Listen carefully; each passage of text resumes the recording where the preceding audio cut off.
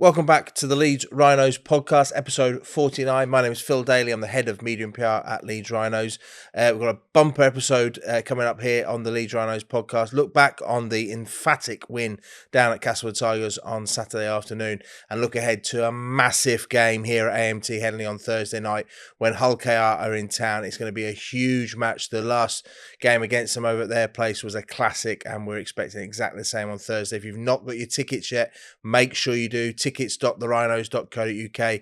Get down, support the boys. No doubt the Robins Army will be travelling in huge numbers on the Western Terrace, and we need every single Rhinos fan down here on Thursday night to cheer the boys on. Make sure that you subscribe wherever you get your podcast to stay in touch with all things Leeds Rhinos, and do give us a 5-star review so that we can keep climbing those podcast charts and spreading the word about Leeds Rhinos and all things rugby league. I'm delighted to be joined on this week's match review by Alfie Edgell. Alfie, great to have you here. You're on the road to recovery from the foot injury. Did you enjoy the game on Saturday? The big win for the boys. Yeah, really good. I think from minute one you could tell they were really at it with the attitude and how they came into the game. So it was really pleasing to see that throughout pretty much the full 80. So yeah. It was one of them, isn't it? Well, generally games down there, first half, even earlier in the season when we went there, it was only 7-0 at half time. They really raised their game against us, but it seemed to be that Brad had given the message, start strong, start hard, and we really knocked them off their feet in those early stages.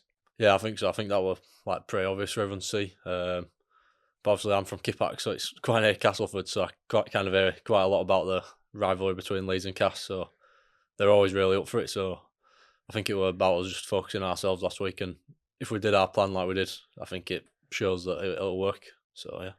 And a few people missing. Obviously, Cooper Jenkins went down early last week, a big loss because he had a fantastic game against Lee the previous week. But big raps for Presley. Cassell makes his first start for the club and gets his first try. It's fantastic what Prez has done this year. Yeah, definitely. Obviously from seeing him when I was probably about his age now, and he was 16, training with us a little bit. He's really impressive. On and off the pitch, he's a really nice kid. Works really hard, and he deserves everything good he gets. And seeing him now at the minute it's really good. But it's not surprising to me who's seen him in the pre-season, and I think he's absolutely loving every minute, and it's great to see. When I spoke to him after the game about his try, and asking how it came about, I think it said a lot about how the whole team now is alert the whole time for opportunities, and we can see that the way we attack, because he thought the ball had gone past him and the opportunity had gone, and then suddenly he finds it in his hands and he buries his head and goes over the try. Yeah, really good try. I think it was Keenan who was putting through the gap. I think he enjoyed it as well when he threw the ball in Cass fans. So I'm really pleased for him. In terms of the game itself, top meters, not surprising, Lockie Miller 231 meters. He had an absolute field day out there. Even managed to get a bit of a rest towards the end there. Got some time on the sideline. Ryan Hall 188 meters, and Morgan Gannon 179. Big shift there from Morgan, playing the full nearly the full game. Just one brief spell off there. Ryan Hall scored his 29th try for Leeds against Cass in his 29th game against Cass for Leeds. I mean, just every week there seems to be a new record that Hawley breaks. I know, yeah, it feels that way, but I think he was really happy with them too, because I heard in the week that he hadn't scored for a few weeks, so I think he was happy to get that, and obviously that's another cool stat that he can add to his collection, Absolutely. I mean, we mentioned Lockie there in terms of his form this year. How much do you work with Lockie and speak with Lockie about his game? Both, obviously clearly both fullbacks. Learning from him. Yeah, lots. I think I've mentioned it a few times, but in the pre-season when Lockie had his injury and I was kind of starting fullback on the A team, if you so to speak, in training, he was pretty much just stood behind training and just chatting me up every couple of minutes, little things, and I think it brought me on a lot, and confidence-wise, I got a lot from it, just from him doing it, and then obviously seeing him doing it last year and then putting it into me, and then I was seeing little bits of my game improve here and there, and next minute, you've seen him come back from injury and he's put it all into practice, and hopefully when I get back training I can kind of pick up some stuff off him again, and he's a really great guy to be around, and yeah, I can't praise him enough for his form at the minute and how he's been with me as a fullback. Yeah, fantastic stuff. Yeah, some big meters, probably exactly as you'd expect from in a game as one-sided as it was. Mentioned for Chris Hankinson, he's obviously come in from Salford and fitting in well with the boys. Yeah, he's another good guy who, obviously, I've not played with him or trained with him yet, but got on his fantasy Premier League league. So we've been having a bit of chat back and forth there. But I thought he played well at the weekend, especially at the start where it was an arm wrestle. I think his kick returning where he put Lockie through the hole for the first try, Harry's try, just really impressive, and it's what we practice, and he's obviously slotted straight in and carried it out in his second game, so that's really impressive. Yeah, fantastic stuff. And we'll have a little bit more about Premier League because Little Spy tells me that you're the master of fantasy league. So I've been needing some tips. I thought I'd done really well for my team. I was really pleased with myself. And this morning, check the app, and I'm mid-table. I'm very disappointed. So we'll get some tips on that later on. In terms of the game itself, obviously that first half had blown it out. I thought what was impressive was second half. We kept the foot on the gas, didn't we? We kept going at them. We didn't just put the cue on the rack. Yeah, I think that's really pleasing. I think we obviously haven't had our review yet with the coaches, but I think that's what will please them most, the fact that we were both halves and we were relentless. Obviously conceded a try, but I'm sure we'll be getting us fixes tomorrow, and I'm sure it won't be too drastic. And it's really impressive. 'Cause I think you've seen it quite a few games this year where we'll have a really impressive half, or first half or second half, but to put it into a full 80 ahead of the big game this week, it's really pleasing. Yeah, it was a cracking atmosphere down there. The fans were in full voice. Saturday afternoon game always helps. Everyone goes out as an enjoyable day. After the first team played, we had the reserves game. Fantastic to see Max Simpson and then McCormack back out there. They got a half a game, which was always planned. They were always planning to come off at half time. But great to see, particularly Max after the setbacks he's had, to see him back out there. I know he's a good mate of yours. Yeah, definitely. They're both really good mates of mine, so it's really good to see them back out there. And I'm looking forward to playing with them both myself, and they both went really well. I'm sure they'll be their own harshest critic and probably pick up on every little thing, but when they've been out that length of time and still to stand out just like there is, I think it's really impressive, and long may it continue, hopefully. And that reserves team this year, they've really gone strong. They're booking the final place in the reserves competition. It just shows the talent that's coming through. Lads, obviously, you know very well, it's your generation of players. Important that right across the club we're having success. Yeah, definitely. I think it stems back to the pre-season, and obviously Chev's done a great job. Obviously, he's in with us full time, and he's also does the academy, whether that be on a Monday morning or on a night. So I think they've kind of had the same principles instilled into them, and I think the academy and reserves can take great confidence from seeing the first team carry it out and it work. So, and then I think as the season's gone on, they'll kind of build up the confidence in that system themselves. And I think we've gone from strength to strength. And there's so many academy lads in that side, reserves, which is probably the most exciting part for the club going forward. And you look at the tries that we scored and in both teams, and that ethos around there. We're not afraid to attack from anyone on the field. There's some real long range tries, but when we've had Jamie Langley on here previously, he talks about bodies in the picture, and that push support play. It's a real part of the DNA of this team, isn't it? Yeah, definitely, and even like probably the off the cuff rugby where it's quite a lot of offloading and people punching into holes, but it probably looks a bit messy, but it's actually practiced every single week, and the difference now compared to when Brad first came in at that sort of stuff is chalk and cheese. Like, it's probably one of the things we've most improved at, and it probably don't look like it's practiced that much, and it's just the players showing their abilities. But no, we're really practicing. We've got a lot better at it throughout the club. And when you're on the field, when that off the cuff stuff, do you just have to be on the whole time thinking, where am I on the field? Where's the space? Where's that ball going to come from?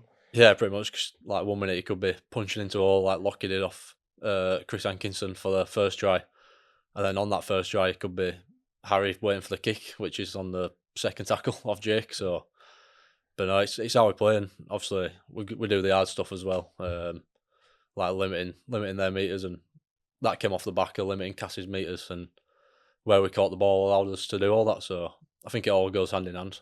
Yeah, I think you talk about the limiting meters there. Definitely, just think about that opening set where Cass got to the last tackle and then sort of the intensity of our defence. They try to run it and then just shinned it downfield, and we got possession inside their half. And that first set, I thought that set the tone for what was about to come. Yeah, I think so. Like I said, I think it were, I can't remember who it was, to be honest. I think it might have been Keenan or Ackers. Just really good kick pressure, and that kind of sets the attitude for the full team, and everyone wants to make sure their attitude is the same as theirs and back them up. So yeah. Another man of the match performance from Jake Connor. He continues consistently to turn up for the team. Yeah, since he's come in, that's all I've seen from him.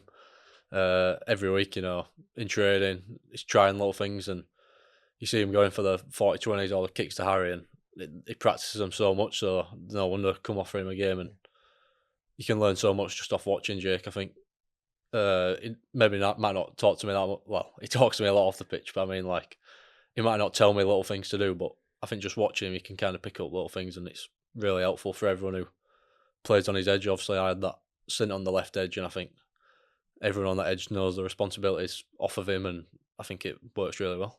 Yeah, I imagine as an outside back with him there, opportunities are going to come. He's got that bullet pass. He he's put you a few times there where he just zips it across the back line, and presumably that yard of space that he gives you with the speed of the pass is sometimes all you need to beat your man.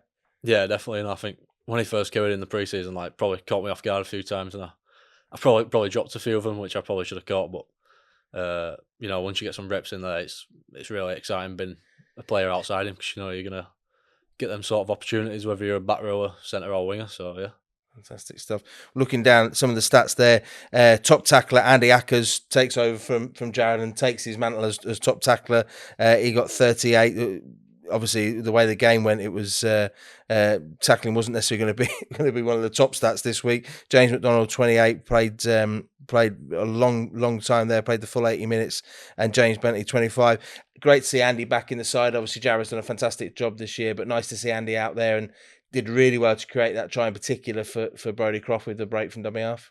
Yeah, I'm really pleased for Ackers. I think he's worked really hard in the time he's been off. He's played a few reserves games, and obviously, like, people could kick stones and maybe not be so happy playing reserves when he's England international. But I think that says a lot about him. How he just came straight back in, probably not played that much rugby, and putting a good strong performance. And it's only going to be better for the team, like more competition for places. And like I said, obviously Jared's done a great job, but as the season goes on, we're going to need a full squad, whether that be 1 to 29, what we're up to now, 31. So yeah, everyone's needed. Yeah, fantastic stuff. I think when you look at tackles, the key stat I think that showed the balance of the game: missed tackles. We had 17, they had 54, and Chris Chester had some harsh words to say about them after the game. Although we did lose the penalty count 3-0, which was a strange one in a dominant performance like that. We had possession, 30 minutes of possession of the ball, which is incredible, 61%, particularly in their half. We had 13 minutes, 43 in their half. They only had it for 4 minutes and 15. I thought our defensive effort, I know we conceded that try late on, and Brad after the game typically was like disappointing that we conceded a try, but actually in that second half we kept our defensive structure. We didn't, whilst we had this great attacking flow defensively, we kept turning up for each other exactly what we had to do. Yeah, I think so. I think that's what pleases the coaches a lot. But like I said, like, everything comes in hand with our performance. Like, I think that came on the spine. Jake, Lockie, Crofty putting some good kicks in where we could finish in the right areas, and then obviously the forwards could really get after it on the back of it, 'cause they're pretty fresh after having a lot of ball. So I think it allowed us just to fire off really and limit their meters, like you say.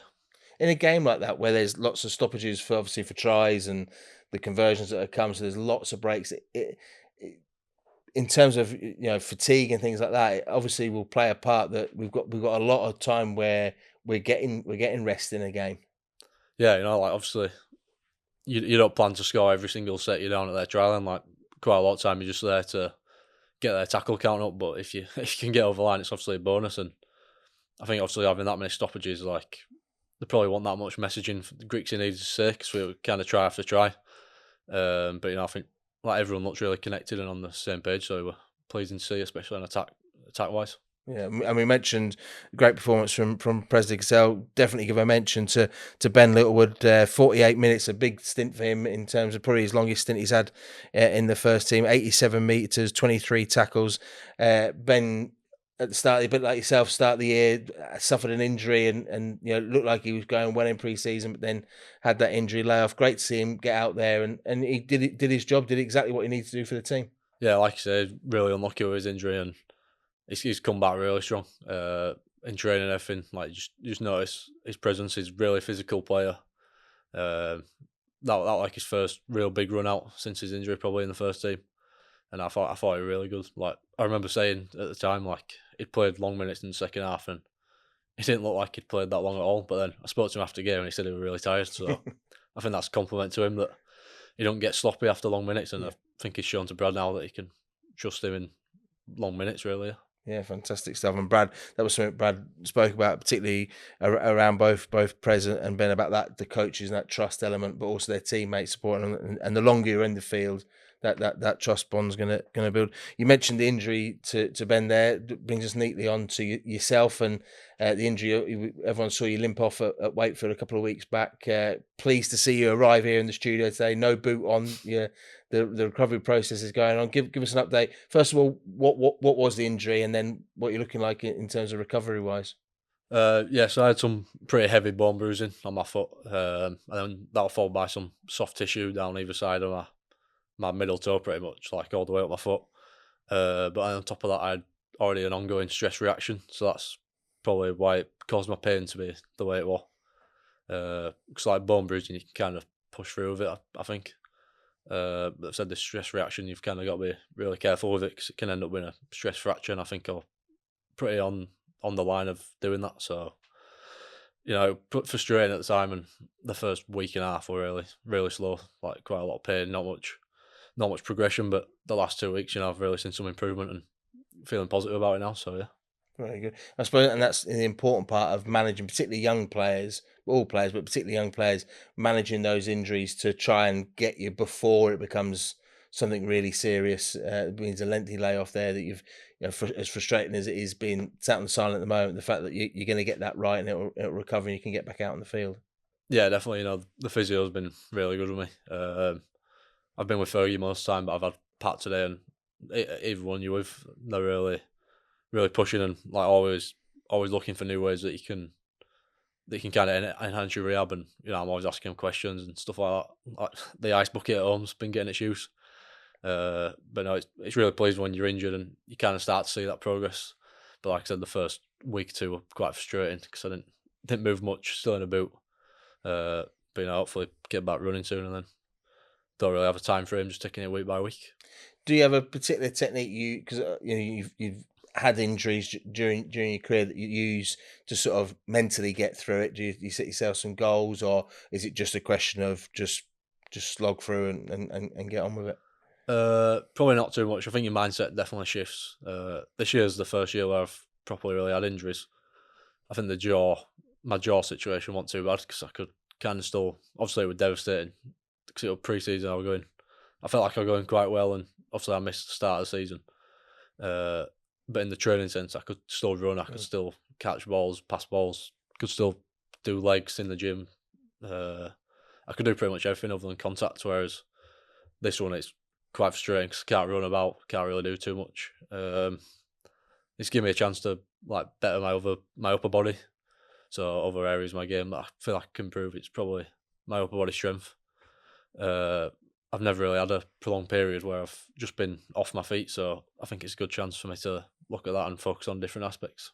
It's important to remember, isn't it, about as well as the team are going at the moment, the amount of players we have got on the sidelines that, Cam, Cooper now, yourself, but Tom Nicholson-Watt, Fergie McCormack still making his way back, Ethan, Micah Sevo, there's some big players there that are missing from the squad, but we're still able to deliver. Obviously Mick and Tom Allroyd, hopefully Mick's back this week. There's some important people missing from the squad, isn't there? Yeah, but I think while there's people missing, it's always an opportunity for other people. I think obviously we've seen it especially in Micah's case, like obviously Riley played them first 15 games, and I had a run there. And then obviously at the weekend, you see Prez make his first start, and Ben gets some longer minutes. So I think it's really exciting, and obviously it's an opportunity for them guys, but obviously disappointing for the others. And hopefully we start to get a few of them back in the next few weeks and build towards the business end of the season. Absolutely. And moving to matters off the field, we mentioned it already. Fantasy league, you're a bit of a pro on these. So I've had a poor first week by my own admission. I haven't even got anything in my back pocket for tonight's game, so there's no saving me. What's your tips for your fantasy league? So I'm told between you and Jack Sinfield, you're the masters of the fantasy league. Well, to be honest, the llast couple of years I've tried to go a bit different and not have Haaland or Salah. Oh. And it's not gone down too well, so I've kind of sacked it off last couple of years. But this year, I've had a good start. I'm on 80 points, which is pretty good. I think Jake's higher than me this week. All right. But he uses bench boost in the first week, which I'm not too sure why. I made the mistake of triple captaining Salah first. Well, I thought all the emotion around it, first game there, it'll be. So I was very pleased to see the scheme get his goal, but it wasn't enough to save me. I think I've gone early there. Yeah, I think Harry triple captained Haaland, so that worked out all right for him. I was laughing when I first saw it, but then obviously it's gone all right for him, hasn't it? Yeah, there you go. And are all the lads in a league together, are you? Yeah. So but we're doing a head-to-head league, so it's like not your points combined. So you play someone each week, right, and then you've got to outscore them, and you get 3 points for a win. Right. So this week I've took Presley Cassell to cleaners. Yeah. But yeah, like I said, Jake uses bench boost, and he's playing against the average score, so it's not the best score. So he's kind of wasted it there. So that's 1-0 me, I reckon. There you go. And but I think we can excuse Prez. He had a lot on his mind last week. First start for the club, so I think he gets a pass on that one. And away from rugby, you obviously doing your degree at Leeds Beckett University. I was talking to Helen Schofield from our welfare team this morning, and she was saying you've done really well this year in juggling the lectures and training and everything else. How have you found it? Yeah, really good, to be honest. My teachers have been really good with me since the start. I think it's just about getting that balance.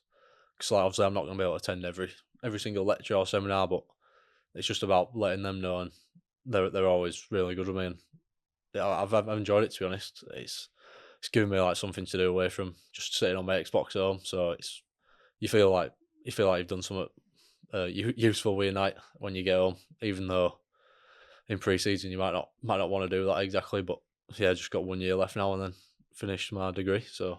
And what degree is it you're studying? Sport business management. Right. So, and have you found that interesting in terms of, obviously you know the business of sport in terms of how you become a professional player and all that sort of, but seeing the wider scope on things about how sports business works? Yeah, definitely. No, it's kind of the two subjects all the way throughout school that I was best at and I kind of enjoyed the most. So it's always been kind of something I've wanted to do, and yeah, really enjoying it. What sort of things have you've learned that you sort of found quite interesting or different from what you thought you were going to encounter? Yeah, I probably quite like the marketing aspect of the business side. Just probably like being creative in that sense, and kind of there's not really much limits on like your creativity there. So probably just learning a bit more this year about like the actual business side and being a bit more like independent. Like, because this year I've got my dissertation, which is a long piece of work, and kind of getting through that on my own will be pretty tough because I prefer doing like exams or group essays, or I'm not the best at just sitting and doing an essay, so that'll teach me a lesson itself this year. Good. Well, it's all about going outside your comfort zone. Do you know what your dissertation is going to be on yet? No, I've not decided yet. It's something to decide over the next few weeks. And in terms of when you go to your lectures, do the other students in the lecture all know that you're a professional athlete? No, I don't think so. I don't really know anyone there. Obviously, I've done group presentations with a few people, and they kind of know because I'm not coming in for all the time. But no, yeah, not really. Watching on telly, going, that bloke looks a lot like the fellow I had a lecture with the other day. Oh yeah, for like my first ever lesson at university, we got each student got a free ticket to the Leeds Cast game, and that was obviously my debut in 2023. So I think quite a few of them might have seen me there. So did you turn down your free ticket? Yeah. Very good, excellent stuff. But it's great, and I know there's a lot of lads doing degrees at Leeds Beckett, and it's always brilliant to see players thinking about life after rugby, but also expanding their own horizons, going forward on that side of things. This week, big game, Hull KR, huge game over at their place earlier in the year. Are you expecting something similar on Thursday night? Yeah, definitely. And I think Hull KR, you can kind of know what you're coming to expect with them. They've been so consistent, especially the last 2 seasons, and they fully deserve to be top of the table. But I think we can take some confidence from last time out, but not hold on to it too much. And like this week's a completely fresh game, and we're gonna have to be really, really good if we want to stand a chance of beating them. Yeah, they had a real tough battle against Wigan, didn't they? And came out on top of that one. But being here at AMT Headingley, could that be a difference for I know obviously we won there last time, but it's our home crowd behind us. It could be a huge occasion.